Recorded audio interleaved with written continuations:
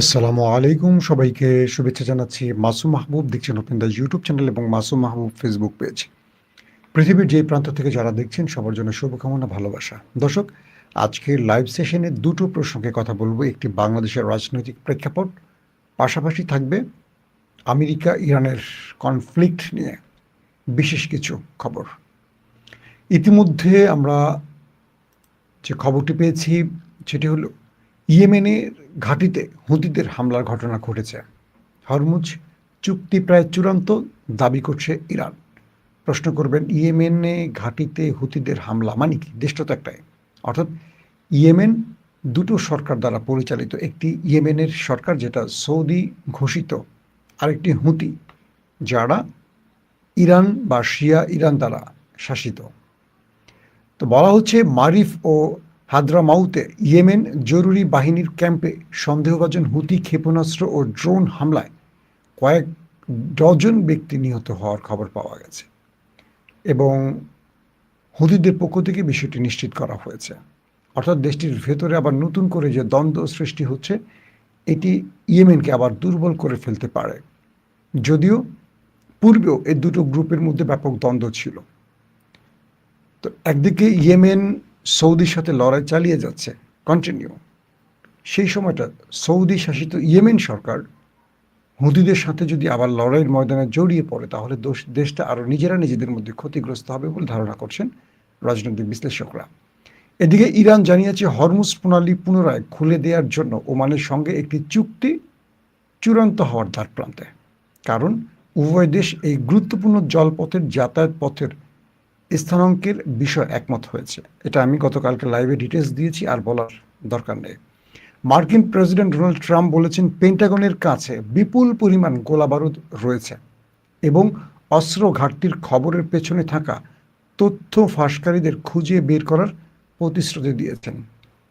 অন্যদিকে মাজদাল সেলেম শহরে এক বিস্ফোরণে 2 ইসরায়েলি সৈন্য নিহত হওয়ার পর ইসরায়েল দক্ষিণ লেবাননে বিমান হামলা শুরু করেছে।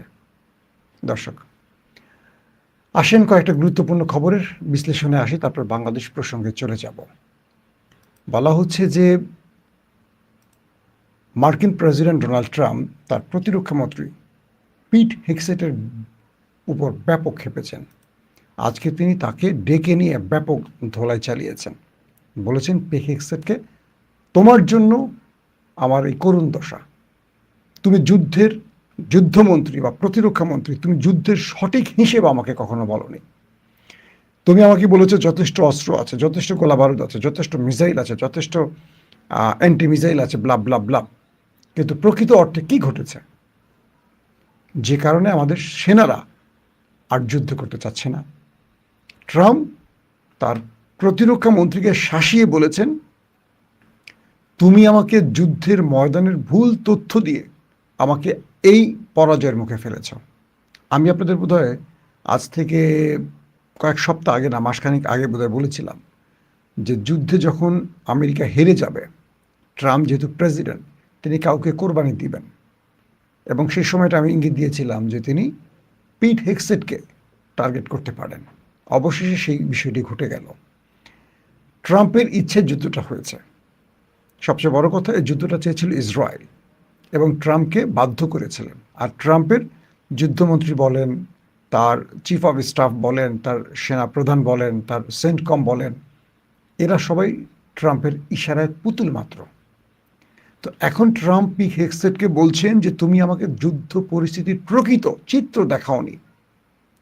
তুমি যা বলেছো তার আলোকে আমি যুদ্ধ করে গেছি, ফলে আমি দেখেছি যে আসলে আমার মধ্যপ্রাচ্যে মার্কিন ঘাঁটিগুলো শূন্য হয়ে পড়েছে। প্রকৃত সেনার সংখ্যার নিহতের সংখ্যাও আমি জানি না, আমাকে ভুল জানানো হয়েছে। কতগুলো যুদ্ধ বিমান ধ্বংস হয়েছে সেটার প্রকৃত চিত্র আমি জানি না। কতগুলো ড্রোন ধ্বংস হয়েছে তারও প্রকৃত সংখ্যা জানি না। কতগুলো ঘাঁটিতে আমাদের ক্ষয়ক্ষতি হয়েছে, কি কি ক্ষতি হয়েছে তারও দৃশ্য আমি জানি না। এর জন্য তুমি দায়ী, মিস্টার পিট হেগসেট। অর্থাৎ ট্রাম্প এই লড়াইতে পরাজিত হয়ে গেছে, তার ইঙ্গিত আমরা পেয়ে গেছি। আর তাই পিট হেগসেটকে একটা ভালো রকম কি বলবো ঘষা মাজা করলেন। পাশাপাশি ট্রাম্প আরেকটি বিষয় বললেন, যারা যুক্তরাষ্ট্রের ভেতরের খবর বাইরে ফাঁস করেছে তাদের বিরুদ্ধে ট্রাম্প এখন ব্যবস্থা নেবেন। যুদ্ধের ময়দানে আমরা মনে করি যে যুদ্ধ বিমান, ড্রোন, মিসাইল প্রকৃত যুদ্ধের অস্ত্র, আসলে না। যুদ্ধের ময়দানের একটা ছোট দল বা একটা দুর্বল দলও জিততে পারে যদি শত্রু পক্ষের ভেতরের গোপন খবর জেনে যেতে পারে। আক্রমণ ভাগ বা আক্রমণের পরিকল্পনা সবকিছু, বা কোত্থেকে অ্যাটাক হচ্ছে, কোথায় অ্যাটাক করছে, কোন জায়গা থেকে হচ্ছে, ডিটেল তথ্য বুঝে ফেলতে পারে। তাহলে একটা ছোট দেশ বা দুর্বল গোষ্ঠীও জিততে পারে এই যুদ্ধে। তেমনটি হয়েছে। ট্রাম্প বলছেন যে তাদের ভেতরের গোপন তথ্য বাইরে আসলো কি করে, সেই ফাঁসকারীদের কারাদণ্ডের হুঁশিয়ারি দিয়েছেন। খবরে কি বলছে আসেন আমরা একটু শুনে আসি। মার্কিন প্রেসিডেন্ট ডোনাল্ড ট্রাম্প যুক্তরাষ্ট্রের গুরুত্বপূর্ণ অস্ত্র শস্ত্রের ঘাটতির খবর অস্বীকার করেছেন। তিনি জোর দিয়ে বলেছেন যে দেশে পর্যাপ্ত অস্ত্র মজুদ রয়েছে এবং এই ধরনের দাবি ফাঁসকারীদের বিচারের মুখোমুখি করা হবে। আসলে তিনি বলছেন না যে অস্ত্র নেই, তিনি বলছেন অস্ত্র আছে, বাট এই তথ্য যারা ফাঁস করছে তার মানে কি তথ্যটা সঠিকভাবেই ফাঁস হয়েছে, তাই তিনি তাদেরকে হুমকি দিচ্ছেন। ট্রাম্প তার ট্রুথ সোশ্যাল প্ল্যাটফর্মে একটি পোস্টে লিখেছেন, যুক্তরাষ্ট্রের কাছে বিপুল পরিমাণে অস্ত্রশস্ত্র রয়েছে, বিশেষ করে নির্দিষ্ট কিছু ধরনের। এছাড়াও প্রয়োজন অনুযায়ী প্রচুর পরিমাণে এগুলো তৈরি করে যুক্তরাষ্ট্রে পাঠানো হচ্ছে।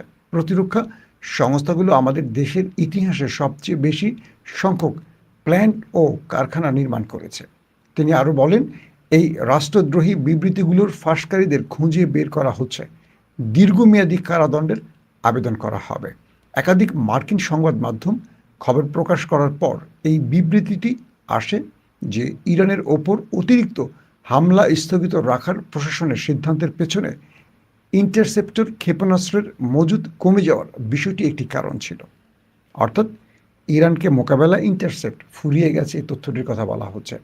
ওয়াশিংটন পোস্টের প্রতিবেদন অনুযায়ী গত সপ্তাহে মেরিল্যান্ডের ক্যাম্প ডেভিডে অনুষ্ঠিত একটি মন্ত্রিসভার বৈঠকে ট্রাম্প প্রতিরক্ষা মন্ত্রী পিট হেক্সেটের মুখোমুখি হয়েছিলেন, যে কথাটি আমি আপনাদের একটু আগে জানালাম।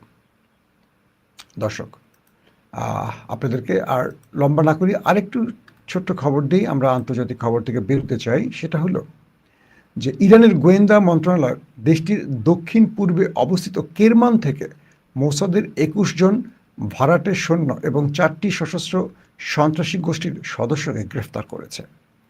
কেরমান প্রদেশের সাধারণ গোয়েন্দা অধিদপ্তরের গোয়েন্দা বাহিনীর ধারাবাহিক গোয়েন্দা অভিযানে জায়নবাদী শাসনের গুপ্তচর ও সন্ত্রাসী সংগঠনের সাথে যুক্ত প্রায় ২১ জন ভাড়াটে সেনাকে শনাক্ত করে গ্রেফতার করেছে। দর্শক, চলেন এবার কিছু বাংলাদেশের গুরুত্বপূর্ণ খবরে আসেন একটা ভিডিও দেখি আমরা।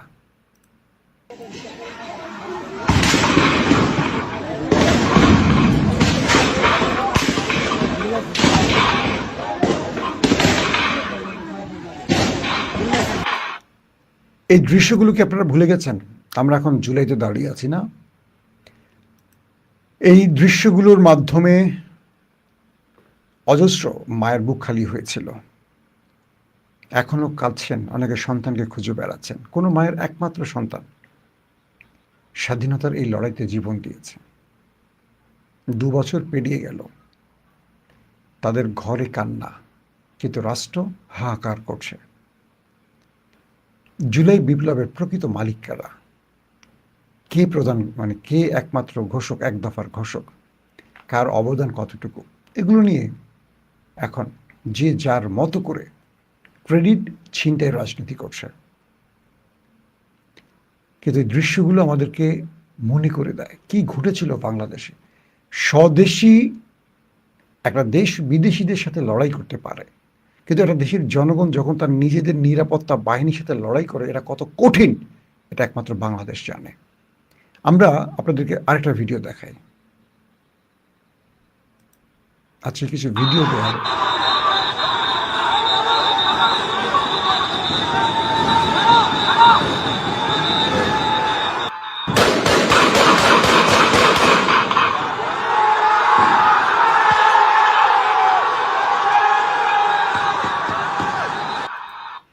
এই দৃশ্যটা তো আপনার মনে আছে না? যখন পুলিশ ছাত্রদের উপর গুলি চালাচ্ছিল, সামনে দেয়াল হয়ে দাঁড়িয়েছিল দেশপ্রেমিক সেনাবাহিনী, তারপর একে একে ফাঁকা গুলি ছুড়লে পুলিশ পেছন থেকে সরে যায়। আমাদের সেনাবাহিনী তাদের দেশপ্রেমের প্রমাণ দিয়েছিল। হাসিনা উপরস্থ করাপ্টেড অফিসার তৈরি করলেও যারা কর্নেল, মেজর বা আমাদের সোলজার, ক্যাপ্টেন, লেফটেন্যান্ট এই পর্যায়ের প্রচুর দেশপ্রেমিক ভাইদের অবদানে আজ দেশটা স্বাধীন হয়েছে। এই দৃশ্যগুলো আমি কেন দেখাচ্ছি কিছু কথা বলার জন্য, আগে দেখে নেন। কত মানুষের ত্যাগ।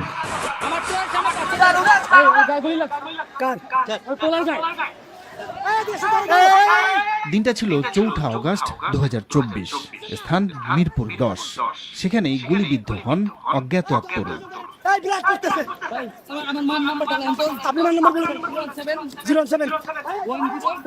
মৃত্যু নিশ্চিত জেনে শেষ সময়ে শুধু মায়ের মোবাইল নাম্বারটি বলতে পেরেছিলেন। এই ছেলেটি জেনে যাচ্ছেন তিনি মারা যাবেন, তাই রক্তাক্ত অবস্থায় তার সতীর্থদের বলছিল, ভাই কেউ কাউকে চিনেন না, যারা তাকে তুলে নিচ্ছে তাও তারা চেনেন না, যে যার মতো ঘর থেকে বেরিয়ে আসছেন একটা স্বাধীন বাংলাদেশ দেখার জন্য। তাকে যখন রক্ত পড়ছিল তাকে বাঁচাবার জন্য সতীর্থরা, অপরিচিত সতীর্থরা তুলে নিচ্ছিলেন, তখন বলছিলেন, ভাই আমার মায়ের নাম্বারটা লিখে নেন। ছেলেটি বেঁচেছে, মানে বেঁচে গেছে আল্লাহর অশেষ রহমতে, কিন্তু এক দুঃসহ কষ্ট সয়েছে ১.৫ বছর। সেই মানে ভয়ঙ্কর দৃশ্যগুলোর গল্প কোনোদিন শোনাবো, আমার তার মুখ থেকে হয়তো শোনানোর চেষ্টা করব। ১.৫ বছর হাসপাতালে লড়াই করেছে, তার এক পাশ দিয়ে গুলি ঢুকে আরেক পাশ দিয়ে বেরিয়ে গেছে। এই ১.৫ বছর মৃত্যু খুব কাছ থেকে দেখেছে এবং কতটা কষ্ট সে দেখেছে। সে বলছে যে নতুন বাংলাদেশটা দেখার স্বপ্নেই লড়াইটা করেছে, সেই বাংলাদেশটা গড়ে দেন আপনারা যারা এখন দেশ চালাচ্ছেন। আসেন আরেকটা ভিডিও দেখি। আমি ঘূর্ণি, আমি পথ সম্মুখে যাহা পাই যাই চূর্ণি, আমি নৃত্য পাগল ছন্দ, আমি আপনার তালে নেচে যাই, আমি সংখ্যা, আমি আপনারা ভিডিওটা দেখছেন, ওয়াসিমকে দেখতে পাচ্ছেন, আমাদের প্রিয় ওয়াসিম, ছাত্র দলের ওয়াসিমকে, মানে যেদিন মারা যায় ওয়াসিম তার কিছুক্ষণ আগের ভিডিও এটা। শিবিরের চট্টগ্রাম শাখার দায়িত্বশীল আইটি সম্পাদক, আপনারা দেখেন ভিডিওতে, জসিমকে বুকে জড়িয়ে সরিয়ে দিচ্ছে। ঘূর্ণি, আমি পথ সম্মুখে যাহা পাই যাই চূর্ণি, আমি নৃত্য পাগল, আমি ঘূর্ণি, আমি পথ সম্মুখে যাহা পাই। সাদা শার্ট শিবিরের নেতা, আর জার্সি পরা আমাদের ওয়াসিম, আমাদের কলিজার টুকরা ওয়াসিম। ওই ময়দানে কে ছাত্রদল কে শিবির কেউ পরিচয় জিজ্ঞেস করেনি। একটা ভাই গুলি খেয়ে পড়ে গেছে, আরেকটা ভাই তাকে বাঁচাবার জন্য শেষ লড়াইটা করেছে। সামনে পুলিশের মুহুর্মুহু গুলি চলছে, একটা ভাই গুলি খেয়ে পড়ে কাতরাচ্ছে, বাকিরা পালায় নাই, ছুটে গেছে সামনে তাকে বাঁচাবার জন্য। আরেকটা ভাই গুলি খেয়ে সেখানে পড়ে গেছে, একজনকে বাঁচাতে গিয়ে আরেকজন গুলি খেয়ে পড়ে গেছে। আপনাদের সেই হাদিসটা মনে আছে, আমাদের সাহাবীদের একটা গল্প। যুদ্ধের ময়দানে অজস্র সাহাবী আহত হয়ে পড়ে আছেন, মৃত্যুর যন্ত্রণায় কাতরাচ্ছেন, পানি পানি করে চিৎকার করছেন। সামান্য একটু পানি পাওয়া গেছে, এক সাহাবীর কাছে সেই পানিটা নিয়ে যাওয়া হলো। তিনি বলেন, আমার দরকার নেই, আমার পাশের জনকে দেন, তার কষ্ট আরও বেশি। তাকে যখন সেই পানিটা সাদা হলো, অল্প একটু পানি, সবাই খেতে পারবে না, একজন বা দুজন খেতে পারবে, সেই পানিটা বলছে যেন আমাকে না, আমার পরের জনকে দেন। এইভাবে সকল আহত সাহাবীদের কাছে সেই পানিটা নিয়ে যাওয়া হলো, কেউ নিজে না খেয়ে অপর ভাইকে দিতে চেয়েছিল। বাংলাদেশের ঠিক লড়াইটা এভাবে হয়েছিল। আল্লাহর সাহায্য এমনিতে আসে না, যখন মানুষের মধ্যে ঈমান থাকে, দেশপ্রেম থাকে এবং লোভ থাকে না। এরা কেউ পলিটিক্যাল লোক না, এরা সব ফ্যাসিস্ট হাসিনা মুক্ত একটি বাংলাদেশ দেখতে চেয়েছিল, যেই হাসিনা এই দেশের আলেমদের ফাঁসি দিয়েছিল, যেই আলেমদেরকে অপমান করেছিল, তুচ্ছ তাচ্ছিল্য করেছিল, হেফাজতকে মেরেছিল, এই দেশের ৫৭ জন বীর সেনাকে হত্যা করেছিল, অজস্র আলেমের রক্ত লেগেছিল হাসিনার গায়ে। সেই পাপী হাসিনা, ফ্যাসিস্ট হাসিনাকে সরাবার জন্য এই দেশের যুবকরা নেমে এসেছিল। দেখেন সেই ওয়াসিম এবং শিবির পাশাপাশি বুকে জড়িয়ে আছে। পরের দৃশ্যে ওয়াসিম শাহাদাত বরণ করেন।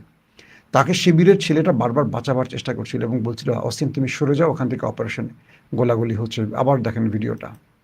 আমি ঘূর্ণি, আমি পথ সম্মুখে যাহা পাই যাই চূর্ণি, আমি নৃত্য পাগল ছন্দ, আমি আপনার তালে নেচে যাই। আমি ঝঞ্ঝা, আমি ঘূর্ণি, আমি পথ সম্মুখে যাহা পাই যাই চূর্ণি, আমি নৃত্য পাগল ছন্দ, আমি আপনার তালে নেচে যাই। আমি মুক্ত জীবনানন্দ, আমি হাম্বির, আমি ছায়ানট, আমি হিন্দোল, আমি চঞ্চল ঠমকি ঠমকি পথ যেতে যেতে যেতে চমকি। এটা ছিল আমাদের ওয়াসিমের শেষ ভিডিও। আর ফিরে আসেনি ওয়াসিম তার মায়ের কাছে।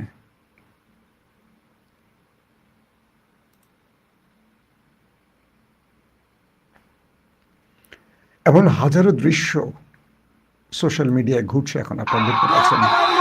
পায়ে হাত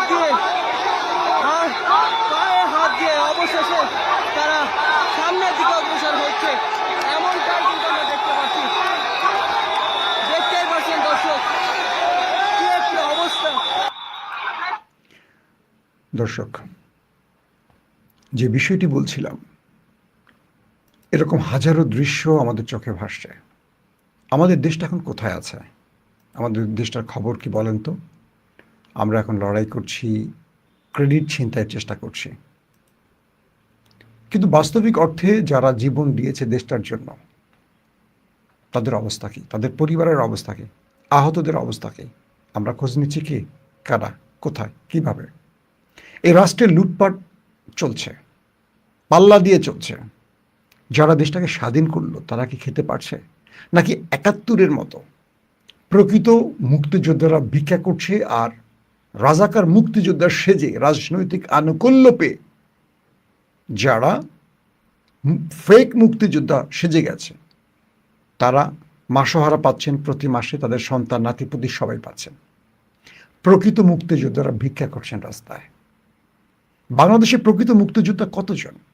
এক এক সরকার আসে, এক এক সরকার এসে মুক্তিযোদ্ধার লিস্ট বাড়ান।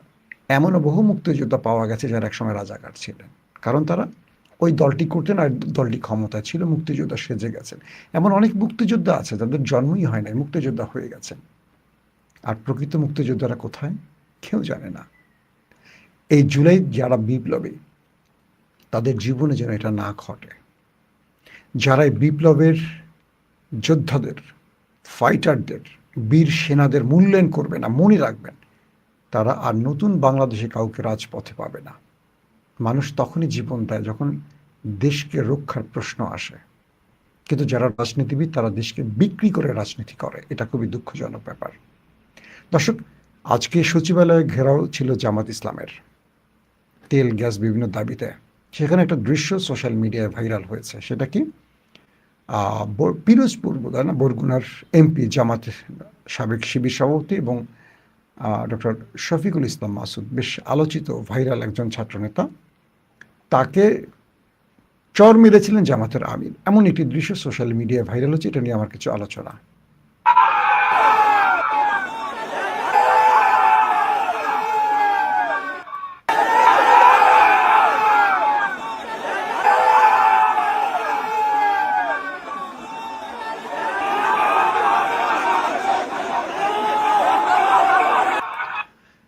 বিষয়টা আসলে কি ঘটেছিল সেখানে? সচিবালয় ঘেরাও এই প্রোগ্রামে জামাতের আমির এবং এনসিপির প্রধান অলি আহমেদ সহ গুরুত্বপূর্ণ সব নেতারা ছিলেন। তারা প্রশাসনকে 10 মিনিটের সময় দিয়ে বলেন যে আমাদের যে দাবিগুলো আছে এগুলো সরকারের মন্ত্রী এসে নিয়ে যাবে, বা তাদেরকে ডেকে আনেন, আমরা দাবিগুলো তুলে আমরা এখান থেকে চলে যাবো। এরকম অনেকগুলো তথ্য আসে, নতুবা আমরা নতুন করে আন্দোলন সংগ্রামে ডাক দেব। এই সময় দুটো জিনিস ঘটেছে। একটা, পটুয়াখালীর এমপি লিখেছেন এক ভাই, ধন্যবাদ ভাই। তো মাসুদ সাহেব ইয়াং ফোর্স বা ইয়াং ফোর্সের অন্যতম জনপ্রিয় নেতা, শিবির বা যারা ইয়াং ফোর্সের। এখানে দুটো বিষয় ঘটেছে। একজন রানিং এমপিকে তার দলের প্রধান আদর করে চর দিয়েছেন। চর মানে এরকম হালকা করে লাগিয়েছে এবং তিনি সঙ্গে সঙ্গে থেমে গেছেন। শিবির দেখালো তাদের একটা ডিসিপ্লিন কাকে বলে।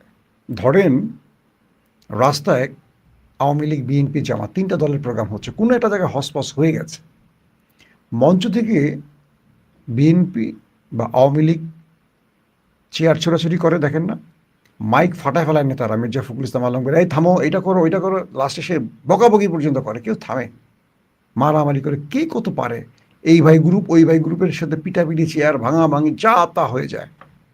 নিজেরা তো পর্দার আড়ালে গোলাগুলি খুনাখুনি করে, একদম অন স্ক্রিন এগুলো করে। শিবির এমন একটা দল, আমি সংবাদ কভারেজ করতে এগুলো দেখেছি, মঞ্চ থেকে তার নেতা যদি বলি স্টপ, স্টপে পুরো শব্দটা বলা ইস, প্রথম অ্যাস শব্দটা আসা থাকবেন, সব মঞ্চ ঠান্ডা। এত ডিসিপ্লিন একটা ফোর্স শিবির, আমি ফোর্স বলছি, এত মানে কি বলবো, চোখের ইশারায় দলটা চলে, অবাক হয়ে যায়। তাদেরকে খুব অপছন্দ করতাম, কিন্তু এই দীর্ঘ আন্দোলন সংগ্রামে তারা যখন বিএনপির সাথে একসাথে এক প্ল্যাটফর্মে আন্দোলন করছে, তখন অনেকে চিনছি, অনেকে দেখছি, অনেকের সাথে কাজ করতে গিয়ে তাদের প্রতি একটা মায়া তৈরি হয়েছে। তাদের এই ডিসিপ্লিন, তাদের এই জিনিসগুলো আমার কাছে ভালো লাগছে। যেটা সত্য সেটা বলতে দ্বিধা নেই, যেটা ভালো লাগবে সেটা বলতেই হবে। এতদিন বিএনপিরও ভালো লাগছে, সাম্প্রতিক সময় বিএনপির ভালো লাগছে না। তো এখন বিষয়টা হলো কি, মাসুদ সাহেবকে দিয়ে জামাত 3টা খেলা খেলছে। এক, মাসুদ তুমি খেপে যাবা, আমি থামিয়ে দেব, বুঝতে পারছেন? মানে সরকারকে চাপ দিচ্ছে, দেখো আমি নির্দেশ দিয়ে থামিয়ে দিলাম, কিন্তু আমার জনগণ ক্ষিপ্ত, দাবি আদায় করো, নতুবা খবর আছে।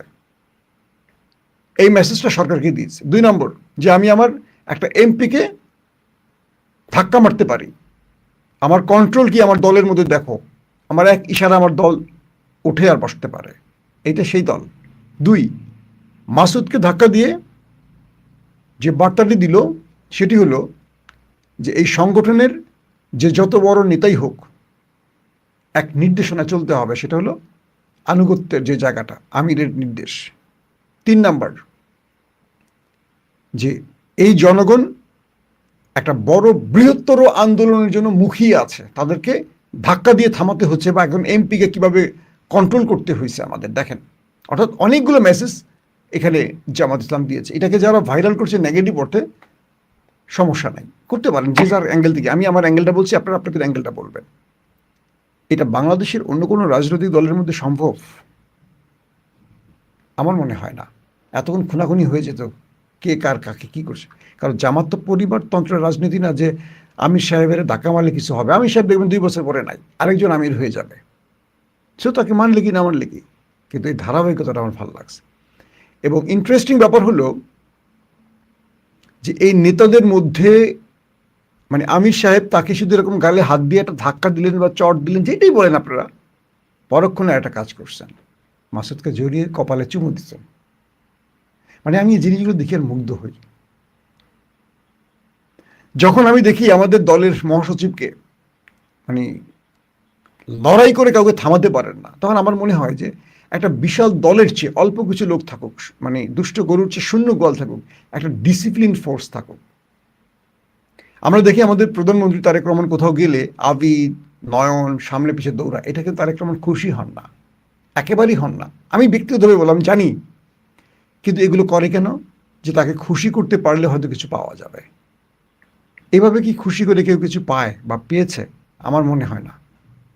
কিন্তু সবচেয়ে ভালো হতো কি, দলটার মধ্যে যদি একটা ডিসিপ্লিন তৈরি হতো। বাংলাদেশের প্রত্যেকটা জায়গায় যেখানে নির্বাচন হয়েছে, সব জায়গায় কিন্তু বিএনপির সমর্থিত ছাত্রদল হেরেছে, সব জায়গায় শিবির জিতেছে। কেন? তারা 5 তারিখের পর স্বাধীনভাবে রাজনীতির সুযোগটা পেয়ে প্রত্যেকটা ক্যাম্পাসে পোলাবারের মন জয় করে ফেলছে শিক্ষার্থীদের। দেখেন ছাত্রদল কি করছে জগন্নাথে বা বেরুবিতে, ঢাকা কলেজে, আলিয়া মাদ্রাসা। আপনি মিডিয়াতে কি বলবেন সেটা বড় কথা না, আপনি সোশ্যাল মিডিয়ায় কি বলবেন সেটা কথা না, আমার কথা কোন পক্ষে যাবে সেটা বড় কথা না। যাদের সাথে সংগঠিত হচ্ছে তারা দেখছে না, জগন্নাথের স্টুডেন্টরা দেখলো না যে কে কোন পক্ষে আছে, শিবির কোন পক্ষে, ছাত্রদল কোন পক্ষে, কাদের পক্ষে, কেন দ্বন্দ্ব। ঢাকা কলেজ জানে না, বেরুবি জানে না, ঢাকায় আলিয়া মাদ্রাসা জানে না। বিষয়টা হলো কি, ছাত্রলীগ এভাবে পচে গেছে। একটা জগন্নাথ কলেজের বা বিশ্ববিদ্যালয়ের শিবির সভাপতি, ছাত্রদল সভাপতি মনে হয় 15-20 বছর আগে কলেজ থেকে পাশ করে বের হয়ে গেছেন। তার এখানে কাজটা কি? এখন তিনি সেই পদে থাকেন কি করে? এই যে আদু ভাইদেরকে দিয়ে দলটা পরিচালনা করছে ছাত্রদল, এদিকে ছাত্রদলের শক্তি বাড়ছে। এটা এখন কি করছে? এদের বাচ্চা কাচ্চা বড় হয়ে গেছে, খোঁজ দিয়ে দেখেন বাচ্চাদের হয়তো বিয়েও হবে কয়েকদিন পরে, বা নাতি নাতি হয়ে যাবে। ছাত্রদল, এদের আয়ের ইনকাম কি? চাঁদাবাজি। এদেরকে ভালো জব দেওয়া উচিত, একটা ছাত্র নেতৃত্ব তৈরি করা। দেখেন এই যে জুলাই আন্দোলনে ওরা শিবির গত 2 বছর ধরে দুর্দান্ত প্রোগ্রাম করছে। ছাত্রদলের চোখে দেখার মতো একটা ভালো প্রোগ্রাম আছে? একটা প্রোগ্রাম করলে নিজেরা মারা কাটাকাটি শুরু করে। আমার এই কথাগুলো আপনার সমালোচনা আকারে নিবে না। আমি চাচ্ছি কি জানেন, যেই মাঠে লীগ নাই, ছাত্রলীগ নাই, সেই মাঠে এখন ছাত্র শক্তি, ছাত্র শিবির, ছাত্র দল আছে। এরা একটা প্রতিযোগিতা করুক, কে কত ভালো কাজ করতে পারে। ক্যাম্পাসে ছাত্র বান্ধব দাবি, কর্মকাণ্ড, সকল কাজগুলো যদি হয়, বাংলাদেশটা এগিয়ে যাবে। শিবিরের সংখ্যার চেয়ে ছাত্রদলের সংখ্যা অনেক বেশি। সারা বাংলাদেশ ছাত্রদলের নেতা কর্মীদের ভরপুর, শিবিরের সংখ্যা কতগুলো। আমার ছাত্রদলের ভাইগুলি যদি একটু ক্যারেক্টারের পরিবর্তন আনতে পারে, তাদের কমিটিগুলো যদি একটু মেধাবীদের দিয়ে হয়, এই যে ডাকসুতে যারা এবার বিজয় লাভ করছে, একদম এদের মধ্যে বেশ কয়েকজন এবার ডিপার্টমেন্টে ফার্স্ট হয়েছে, ফার্স্ট শিবিরের। তো এদেরকে ঠেকাবেন কি করে? সম্ভব? যদি ঠেকাতে না পারেন, আগামী দিনগুলোতে রাষ্ট্রীয় গুরুত্বপূর্ণ পদে বসবে কারা? আওয়ামী লীগের লোক বা শিবিরের লোকগুলি ঢুকে যাবে। তাহলে বিএনপি মেধা নির্ভর ছাত্রদল গঠন করতে পারে। সারা দেশে যে নয়ন হেলমেট পরে নেমে ছাত্রলীগকে মুছে দিয়ে এখন নয়ন নিজেই হেলমেট সেজে গেল, হেলমেট দল। এই জিনিসগুলো কোনো দলকে বিজয় এনে দেয় না, পচায়। বাংলাদেশের রাজনীতি করতে হলে আগামী দিনে যে চ্যালেঞ্জ, জামাত শিবির এবার ক্ষমতায় চলে আসবে এরকম হাইপ উঠে গেছে। তারপর তো অনেক মেকানিজম হয়েছে তাদের থামাইতে গিয়ে, এটা সবাই জানেন। কারণটা কি? আগামীতে কি হতে পারে কল্পনা করেন যদি এবার বিএনপি ফেল করে? আওয়ামী লীগ তো মাঠে নাই। তো বিএনপির এই 5-6 মাসের দৃশ্যপটে তো বলে দিচ্ছে যে বিএনপি খুব ভালো কিছু করতে পারছে না, আগামীতে হয়তো পারবে। তাহলে কি করবেন? এই বিষয়গুলো নিয়ে আমাদের এখন ভাবতে হবে। রাজনীতিতে পেশি শক্তি দিয়ে টিকবে না। রাজনীতিতে এখন অস্ত্র, ওই যে হেলমেট চাপাতি দিয়ে টিকবে না। জুলাই বলে দিয়েছে এগুলোকে না। এখন এগুলো যারা করবেন সবাই সম্মিলিত তাদের সামনে বাধা হয়ে দাঁড়াবে। এখন পর্যন্ত কোনো ক্যাম্পাস পুরোপুরি ছাত্রদল দখল করতে পারেনি। ক্যাম্পাস দখল করার দরকার নেই, মানুষের হৃদয় জয় করেন। তা আমার সাজেশনটা হলো, আমরা যারা জুলাইকে ভুলে যাচ্ছি, এই জুলাই ভুলে গেলে বাংলাদেশ আর কখনো জুলাই আসবে না। এখন বিএনপি মনে করে আর জুলাইয়ের দরকার নেই, আমরা তো ক্ষমতায় আছি। বিএনপি তো 5 বছর পরে ক্ষমতা ছাড়বে না, আল্লাহ না করুক। যদি বিএনপি আর ক্ষমতা আসতে না পারে 5 বছর পর, আর কেউ আসে পরে। তাই বিএনপি আজকে যে দাবিগুলো জামাত আর এনসিপি করতেছে, বিএনপিকে সেই দাবি নিয়ে আবার মাঠে নামতে হবে। কারণ তারা বিরোধী দল মানে তো দাবি। আর সরকারে বসলে কোনো দাবি মানি না, তখন শুধু সংবিধান। আগে শেখ হাসিনা সংবিধান করছে, ওবায়দুল কাদের করছে, এখন আমাদের সালাউদ্দিন ভাই করে। তো 24-এর আন্দোলনের পর জাতি দুটো জিনিস বুঝে গেছে। জাতিকে আর আগডুম বাগডুম বোঝানো যাবে না যে গণভোট হয়েছে তা যদি বাস্তবায়ন না করেন। আমি এটুকু বলতে পারি, 5 বছর বিএনপি স্টে করা কঠিন হয়ে যাবে। এখন বিএনপিকে যারা সময় দিচ্ছে, শুধু বিএনপি জামাত না, বিএনপিকে আরেকটা থার্ড পার্টি খেলছে বিএনপিকে নিয়ে, ইস্টাবলিশমেন্ট যদি কোনো কারণে জামাতের গ্রিপে চলে আসে বা জামাত ইস্টাবলিশমেন্টকে ম্যানেজ করতে পারে, বিএনপিকে ধাক্কা দিলেই পড়ে যাবে, ঝরঝর করে পড়ে যাবে। কারণ প্রশাসনের মধ্যে জামাত এবং আওয়ামী লীগের লোক ঢুকে আছে গুরুত্বপূর্ণ পদে, এবং বিএনপি জানেই না তারা কাদের লোক। এবং এরাই বলে গুপ্ত, মনে করুন সর্বাধিক যারা গুপ্ত প্রচার করে, গুপ্ত বলে, এরা অধিকাংশ হলো অন্য দল থেকে আসা লোক, হয় জামাত থেকে আসা অথবা আওয়ামী লীগ থেকে আসা। অন্যকে গুপ্ত বলে নিজেকে জায়েজ করে। প্রত্যেকে ভালো থাকবেন। আল্লাহ হাফেজ।